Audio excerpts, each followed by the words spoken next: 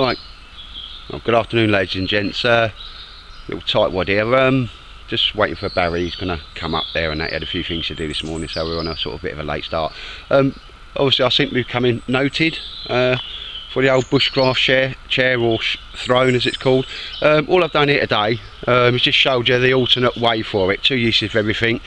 Normally that'll be the part that's always there, goes up. All I've done with my hand, because it's wide enough, threaded some paracord through the loop and done a simple arrangement so it's slung up as like a small hammock chair. You won't be able to flick your legs up in it, but if you ain't got the wood or you can't cut down the wood, this is another method of using that chair should you want to. And I'm just going to have a little chat about a few things because I went to a boot fair and had some right results. Okay, just in this way.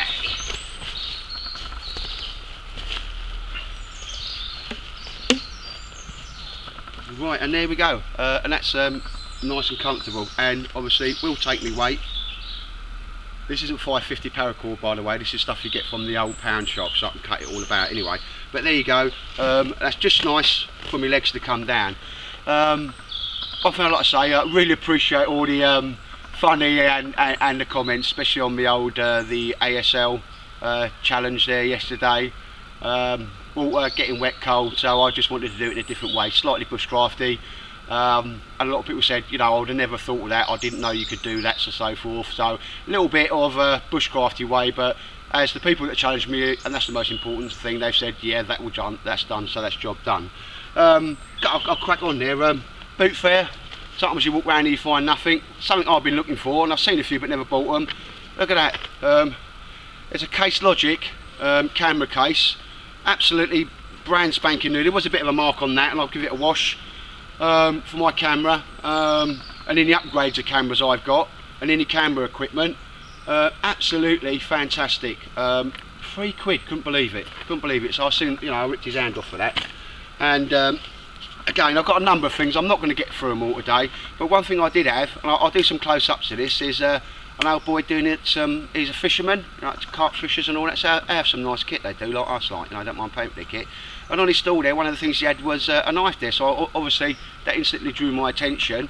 It's a buck knife, and I just thought he was, you know, a buck case. In the day, buck made very good knives, and I'm sure they still do too. Lovely old leather knife, and inside, when I pulled it out, I've attempted to give it a bit of a shine. Is what I traditionally know as the old hardwood handle locking knife, and I'll tell you what, this blade doesn't move in any way up, down. There is not even a slightest bit of movement on that. And when I look at my glasses and you look there, that's a buck locking knife. It says buck 110 US plus USA. I've had a little chat via cam with my resident knife expert Keith, 0 pence. And he said that's in the region of 35 quid upwards, especially with a sheath, and it's for all intents and purposes, I don't think that blade's ever been used or ever been sharpened. So I'm talking about that once owned but never used buck knife. Lovely folding knife, absolutely brilliant in the hand. And I've had a little play about with it. It's razor sharp, and there's a beautiful piece of steel there. Keith said that was a right result, because when I asked the guy, he said, oh, a tenner. Like, and there's normally I'd haggle, because I did buy a few bits off him, but at that price, and being as an old boy and as an old soldier, I didn't sort of haggle, because that's just not right. Like, you know, he's selling his kit, and I'm not going to rip it. Well, he got a nice price for that, so I've had a right result with the old buck knife. And from another stall, something I've been meaning to do and have a look at and see what I can work on is a fishing shelter. You know, the half moon shape. It's got the poles, the ground sheet, and the old material. I'm not saying it's going to be 100% waterproof, but I'm going to set this up today, have a look at it, and like this area at times, if I ain't got trees, or I go to one of the meets or something like that, and I've got to be in a field, I've got something that's reasonably lightweight that I can put up anywhere without the assistance of trees. So I paid £6 for that.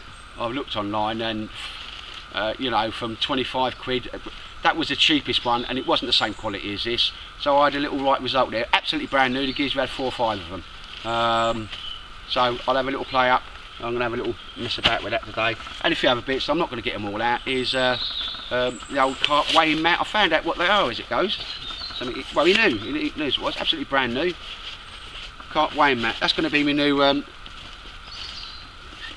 sort of sit mat, lean mat, whatever you want to call it, mat. Weighs almost nothing, and again, if I needed to, yeah, job done. Not going to get cold bum. I've managed to get this far in my life without getting hemorrhoids, and I don't intend to. On that, Ms. Tightwad, or Ms. My good lady, she got a package and she gave it me. It was like a big, I don't know who sent this because it's got no return address on it or whatever, and I talked to a lot of people, so somebody might have said to me at one point, oh, I'll send you some of that or whatever, but what I got was a big old jiffy bag, and it's full of birch bark. So, you know, whoever it is, drop a comment so I can obviously, you know, say thank you and that and return the favour or whatever. But I've got some lovely birch bark there, and I'm really happy with that, because the next thing, I've got a number of projects going, but slowly I'm building up what I'd call me old-fashioned or natural tinder kit, if that makes sense, fire making kit. Obviously, you know, Martin sort of give us a lovely old bag and that sort of stuff to keep it all in, you know, all keep in leather bag and that. So somebody sent me a big old bag of birch bark. Obviously I'll shoot something to Barry. So whoever it is, thank you very much, and if you identify yourself, I'll you know, I'll say thank you. But on that, really appreciate all the comments from yesterday. Was a bit of fun, and I've been meaning to do, everybody looks to do something different, and I've never seen anybody do that. Show people how, if you had to, you could get your gear across a river. Remember, I went down and across, and it was twice the length anyway, and still be in some sort of good order at the other side. Obviously you get out your wet kit, get in your dry kit, and you can carry on. So appreciate that anyway. But this is just a little intro as to what I hope you're going to achieve today. Anyway, ladies and gents, take care. Oh, before I forget, so I was really happy about, that's the old boy again. I had a few bits off him. Was I'll sit down. Is right.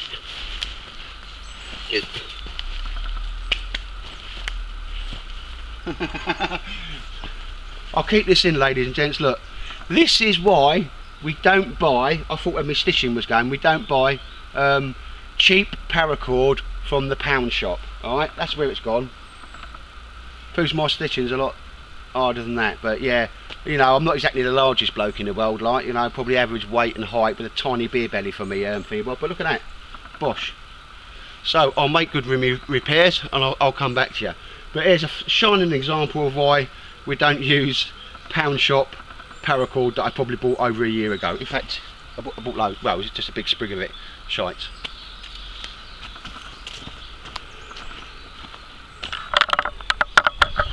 I was lucky I had a bit of padding there, saved me bum, didn't it? I'll include that, yeah, because that's a good example. Cheap, shite, paracord. I'll just get rid of that now. Anyway, ladies and gents, take care. Right, ladies and gents, I'll leave that blooper in there, but it just goes to show what happens when you use I'll show you now. The old where's it gone? Cheap paracord stuff from the pound shop. Bought that ages and ages ago, just come across it, and I thought it'd do for hacking and slashing today. Anyway, shite. What I also got from the lad there, good old boy he was a hoodie. Absolutely brilliant sweatshirt it is. It's I love a Norgie, but I don't want a Norgie. And this thing's got the longest sleeves in the old world for when you get really cold and so forth, and having the old gloves, keeping the old wrists warm. It's also got Slumber Ridge, no, the old trade name. I'm going to have a little pocket over that, perhaps a silver blanket in there or something. It's got a zip up, just like a Norgie. It's so warm, I tell you what, I'm a little bit warm in it today, but it's going to make a brilliant under smock next to the skin garment. And what also got, and this is just quality, hood poppers on and off. And I've had a look online, and these are, you know, £35 to £40, a little bit more depending on where you buy them. Just had a look at the name. It was new. He said he hadn't washed it. I always wash things if I'm not sure where their origin for, but you can tell. Beautiful and soft. Green, rifle green lock, I love it. And hood when I need it. And what it also came with, and I'm not wearing today, and I will use, is a just to prove I've stuck some decent paracord on now. Is lovely the old hood and that, but it comes with a pair of tracksuit bottoms out of the same material. and they will always be from now rolled up inside my sleeping bag. And should I need to get out of these and get into them, they're going to make a lovely. It's going to make a lot. Well, as people says, you know, a sleep onesie if needed be. This, you know, I sleep in the top and that. So, you know what he wanted? I give him 10 quid in the end, but he said 8 quid, and I was like, I'll have a tenner, mate. You know, and I had the knife and a few bits off this guy. Well, he was really happy, and I was really happy.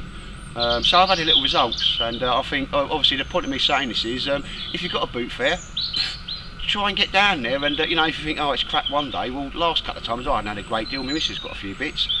I mean, you just got to keep going, because I had a camera bag, this, that, and loads of stuff today. I was coming back like that, like anyway, and I ain't spent a great deal of money, and it's all adding to the kit that I feel I need, and I'm like well happy to get this top and that as well, because like I say, this is my version of the Norgie, and I'm well happy with that. One thing things that's coming on again I'm working on slowly. I've gone to a 50mm belt. This is the only one sort of WebTex thing that I quite like. I use it in a work environment, so I know how handy they can be. It's got a little bobble there, it goes in and it locks. Even if you do that, squeeze on it, ladies and gents, it won't open until you squeeze and press. So if you're going to have a belt, try and get one of these, or at least get the buckle off it. There's nothing wrong with that. And on the inside of that belt, it's Velcro all the way around, but it kind of grips it to you anyway. But anyway, we'll go around left to right. Inside here, again, not totally finished. I may do a little view of this. A fire starting kit for me. Okay, not indifferent to what I used in the army. My little pouch. I was going to make another one of these, but as you know, you guys, I'll come closer with this in case anybody hasn't seen my old videos. My version of your, you know, multi-tool. It's got a pair of pliers on the side should I need it. It's got all the usual accoutrements inside, but at the top, when I use the most, I've already used them 3 times today, is a pair of clippers. They'll cut anything from paracord to anything you really need, like, you know, and even processing small timbers. And like I say, when you look inside, it's got all the usual accoutrements in there, including a half decent knife as well. But what I found with this little thing is, a lot of the time, like when I was up there, I'm cutting, and I don't want to put it down. So what's handy about this is, I put it in. I know it sounds a bit daft. It's proper Cadoran Island, so it's going to give me protection. It does that and still does that. So you know, when I'm working, I can still have it there. Obviously, once you stop working with it, for safety reasons, like I'll do now, you close it, pull it down, everything's sheathed, and it goes in there. And I don't mind the old pouch. That was one of them Rollerson pouches. I had it for ages. We all know what's in this one: a silver blanket, first field dressings, a ferro rod, and there's a couple of other bits in there. Just immediately what I need to have. Nothing too heavy, so I'm always going to have it with me. On the old side here, I'll pull it out now, is a, and you've got to get some of these guys, I think they're absolutely fantastic, is what the military would know is as a dump pouch, okay? What they always, we used to throw them down the front of our smocks, but now it's all gone to this, where you dump your magazines in there. But for that tiny little thing as you saw there, and again, if I'm walking about or need more stuff, or I've got to carry some more stuff, I can carry everything from a water bottle in there, metal mug, tinder, everything. Excellent little bit of kit. So only take up, as you saw earlier on, a small space on your belt, and you can just cinch it up at the top there. And something I'd never be without. I keep saying I'm going to make myself a green one. It's the old Laplander saw. I'll never be without one of them, because that's probably what I use as much as a knife in the field anyway. Like I say, the only knife I've got today, we're trying to have a little play about with, try and get some of that tinder going. Sorry, the birch bark that somebody sent me going is my little buck knife there that, you know, I quite nicely had a result on to get off that geezer. So anyway, I'm going to do a review for some stuff, just show you something here, just so you can see it's real. See that pocket? And it's I've got other stuff in there as well. I'll make sure I'm in view, hang on.